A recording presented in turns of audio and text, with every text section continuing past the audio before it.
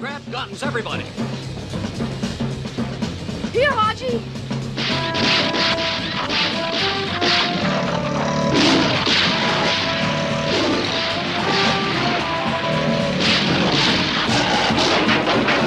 Let him have it! Keep shooting!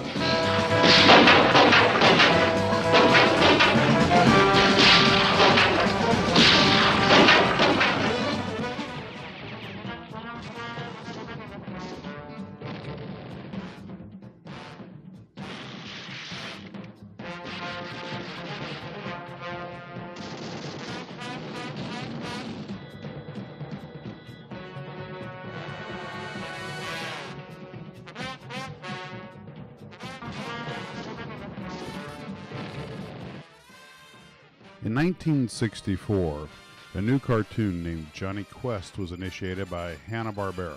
This was perhaps the most adult cartoon ever made in many ways. One of the reasons was they had no problem with actually using firearms and killing the bad guys.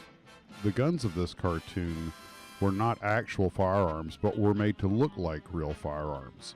The makers of the cartoon said everything they used, technology-wise and equipment-wise, had to be plausible or at least possible. Also, the makers of the cartoon were careful to make sure that the firearms looked like the kind of firearm that was correct for the situation. For example, pocket pistols were often based on actual designs, although they did not mimic any specific gun.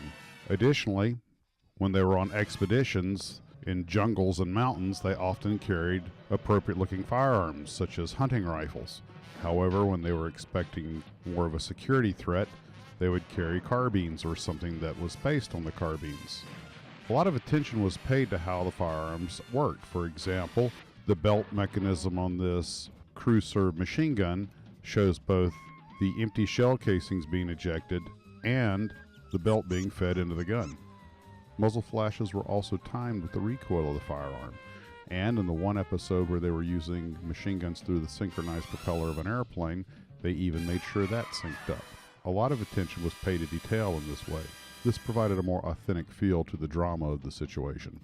In fact, Jonny Quest was so good about these things that in a way it sort of became its own meme over time. It has become part of American culture, and let's face it, there wasn't a young boy out there that didn't want to hang out with Ray Spannon.